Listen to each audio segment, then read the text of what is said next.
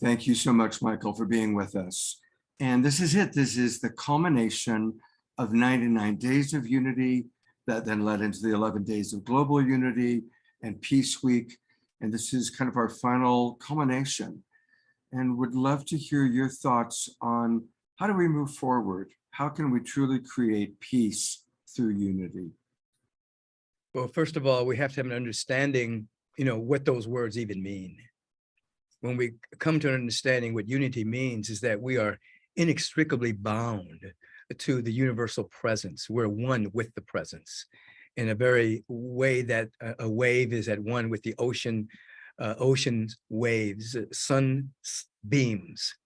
And this universal presence emanates as each and every one of us as distinct units of infinite potential. The issue is that people are sleepwalking in a sense of separation from the isness and the nowness and the foreverness of life itself. And in that sleepwalking state, there is a sense of scarcity, a sense of lack, which produces immature competition.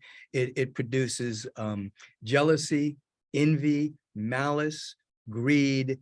These tendencies emanate from a very limited perception that limits the dynamic of peace.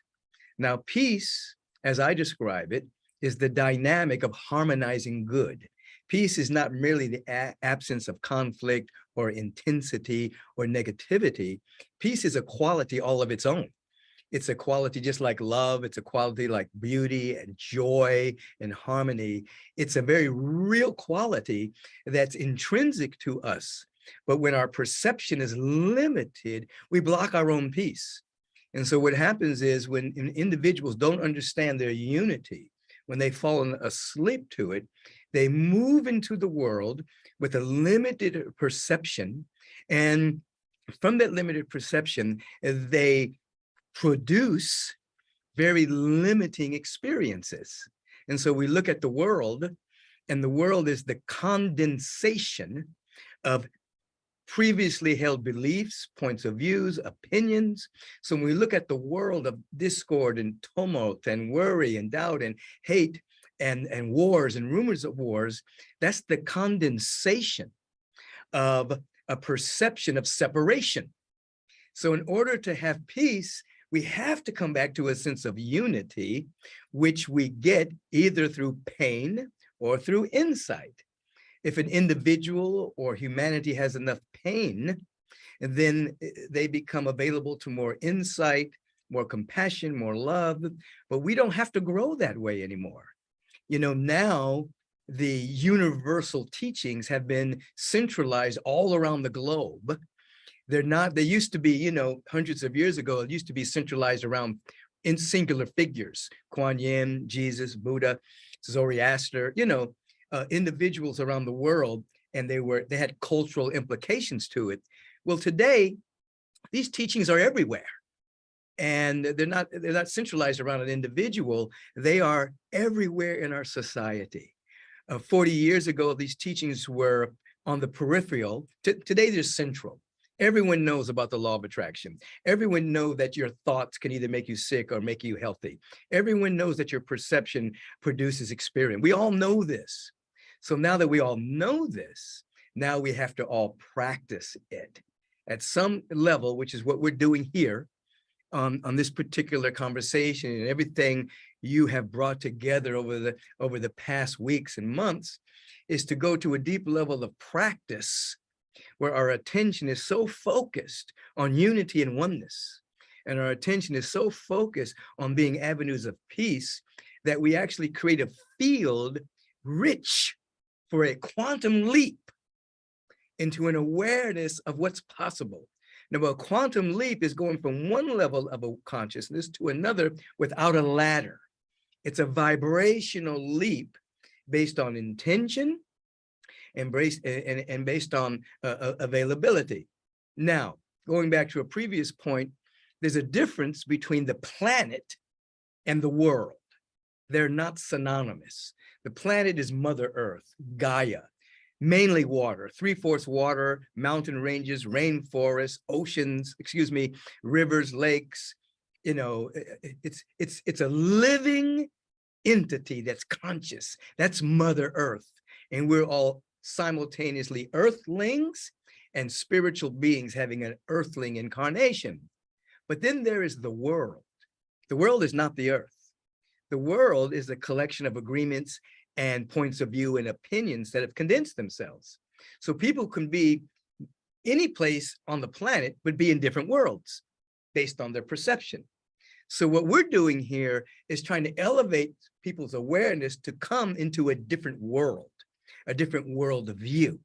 And the real world view is abundance, is enough for everyone. The world view is love, a total cascading of the presence, totally loving without any sense of withhold. We're elevating people to a world of view of generosity, compassion, peace, that emanates from the depth of our being. And when we share in that world and give from that world and generate from that world, we lose nothing, but we gain everything. And so we're inviting people to come out of the myopic point of view of scarcity, lack, limitation, separation, and come into the real world in which abundance and the beauty and life itself is totally cascading out of no thing to become the very somethingness of our existence. And so when you ask, how can we bring peace from a sense of unity? The consciousness of unity is extremely important. And today, metaphysicians and mystics have been teaching this for hundreds of years. Today, we have allies in science. The mystical marriage has happened again. What was divorced in the Middle Ages, now the marriage has happened again. You have evolutionary biologists, you have quantum physicists, you have epigenetics, you have individuals that are now basically sharing scientifically what metaphysicians and mystics have been teaching for years, that we are inexplicably bound, integrated in the fundamental reality of oneness. There is no separation. It's an illusion. And so so through affirmative prayer and meditation and life visioning and sacred conversation and high fellowship, we break the limited perception, embody insight, and we begin to live in the world of unity right now. And it's not an escape. It's not pretending that bad things aren't happening on the planet. It's not burying our head in the soil and pretending that there aren't issues. It's the exact opposite. When we are fueled by a sense of oneness and unity and peace, we go into the world, but we are of a higher frequency. We're actually bringing into the world love and peace and harmony and joy. We're actually bringing compassion, kindness. We're bringing it into the world so that we become vibrational clearinghouses. We actually become clearinghouses that can basically transmute the thought forms emanating from the separation, transmute them to a higher frequency, and we literally become untouched by the lower frequencies because we're vibrating too high to be touched. However, we can have an impact on the lower frequencies. So understand what I just said. The lower frequencies don't have an impact on us, but because of our higher frequencies, we have an impact on the lower frequencies, which begin to speed up and vibrate at a higher level. So we can literally change the world through having a real sense of oneness and an intention to be a vehicle of peace, not pretending that destructive things aren't happening, not pretending that hate isn't in the world, but coming to an understanding that love is more powerful than hate, that peace is more powerful than discord, that joy and beauty are more powerful than seeming ugliness. They vibrate at a higher frequency, so they're more potent, more powerful.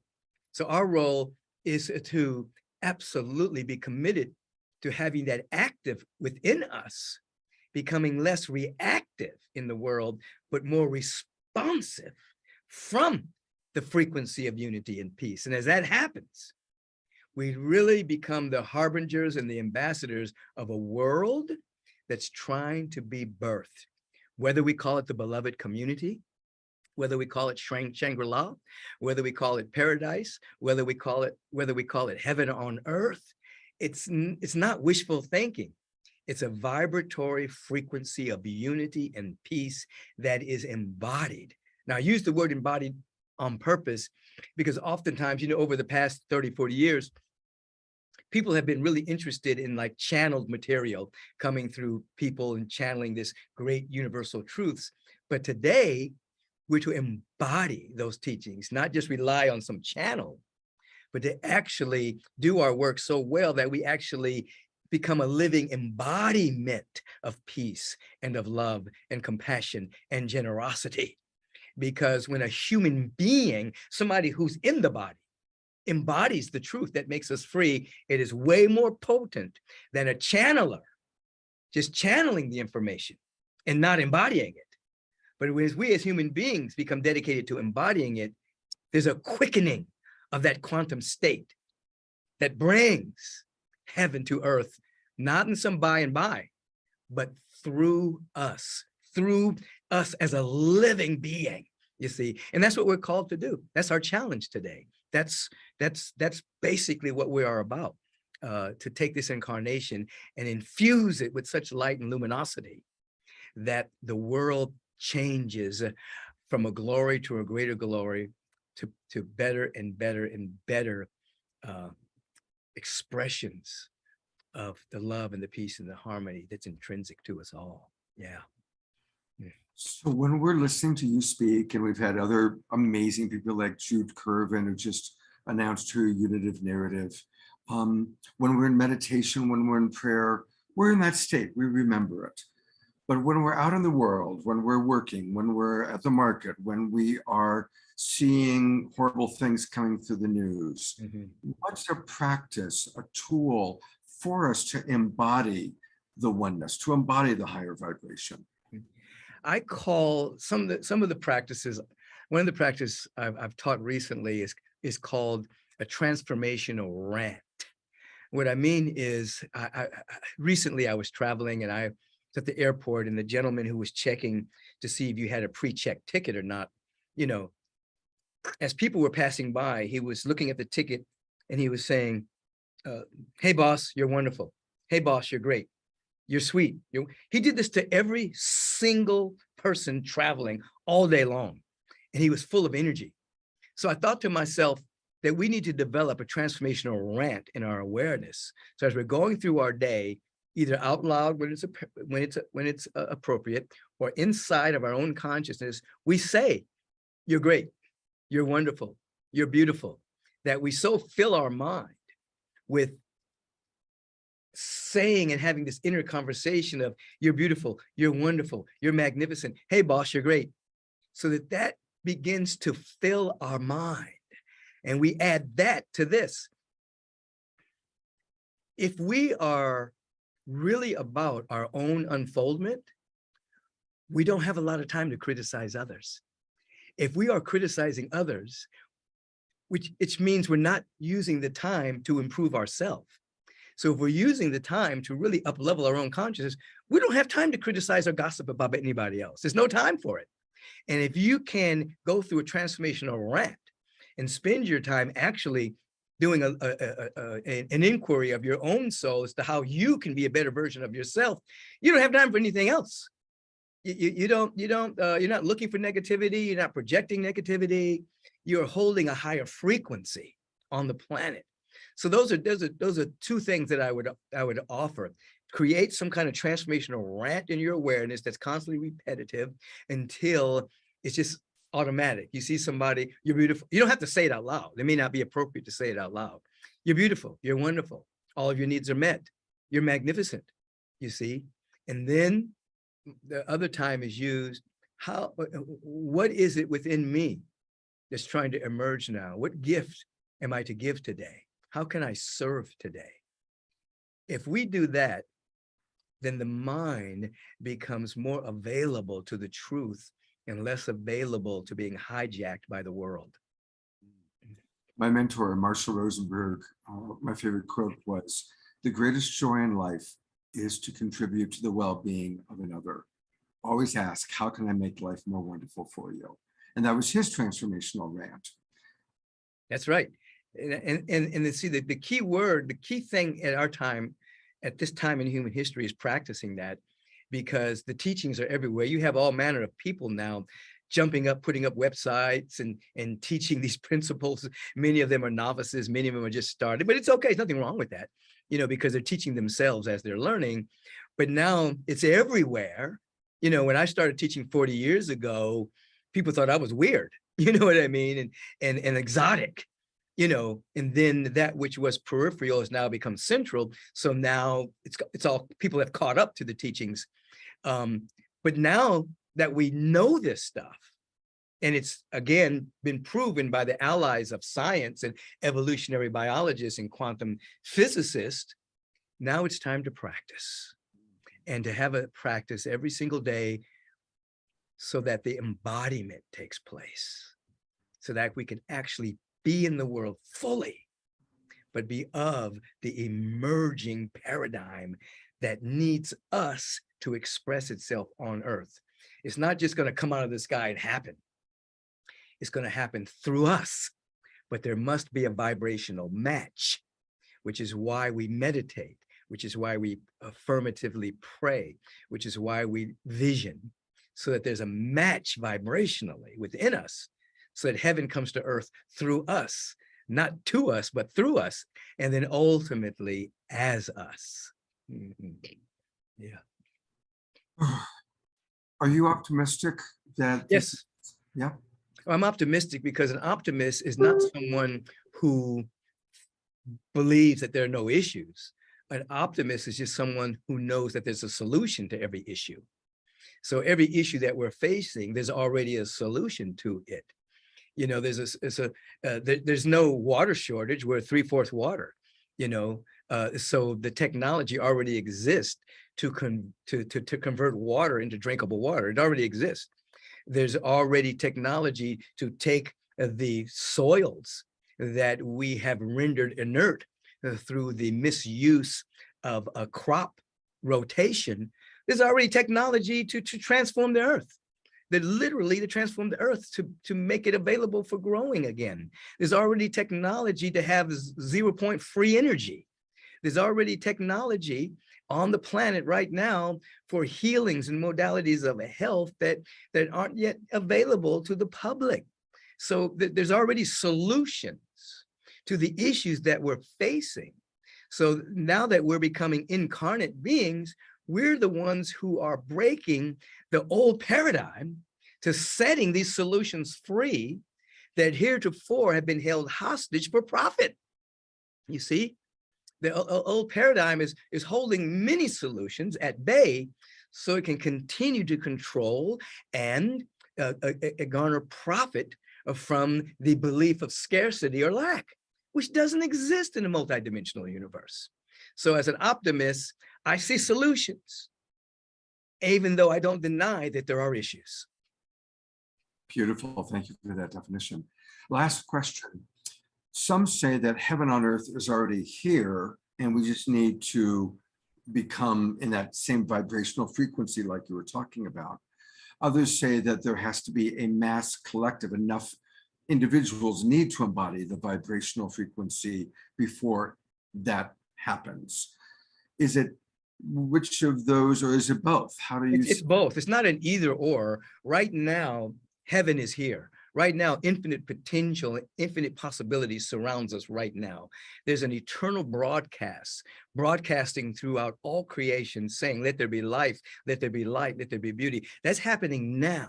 And at the same time, every time someone breaks through from the limiting paradigm and has a breakthrough, has an insight, they're adding to the field of receptivity that quickens the day in which all flesh shall see it together.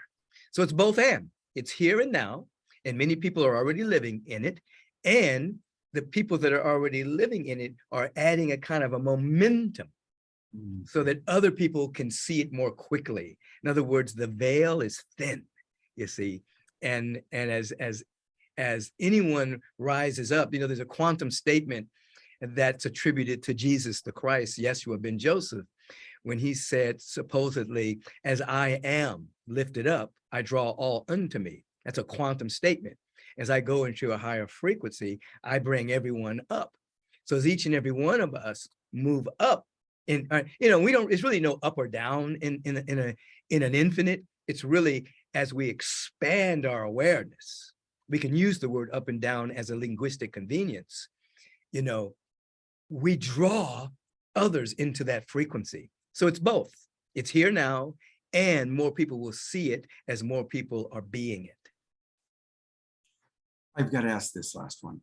So as we, and the people watching this program are lifting up, do you believe that there are dark forces trying to bring us back down? Some people believe that, some people don't. What is your thought about that? There is what you call ignorance that has hijacked individuals' minds, individuals with bodies, individuals without bodies. And in that ignorance, and operating from a sense of separation, they have a tendency to try to block the light, you see. But they are less powerful than the light itself. So it's egoic.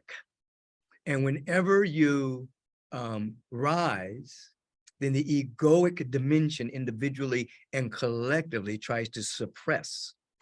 The ego in us does not know the difference between enlightenment and annihilation. And so it's afraid of enlightenment because it thinks it's going to be annihilated. And it is in that dynamic, you see. And so we don't spend a lot of time worrying about the seeming dark forces or the Luciferian energies. Those are just downward spiraling energy, which simply means that the light is coming into density. We don't spend a lot of time worrying about that. We spend most of our time raising our frequency because it's way more powerful than the energy that's seeking to delay that. Beautiful. Thank you for that. Reverend Michael, I so appreciate your time, and thank you on behalf of all of our viewers, and thank you for the beautiful gifts you give to our world and for being an embodiment of peace yourself. Thank you, Michael.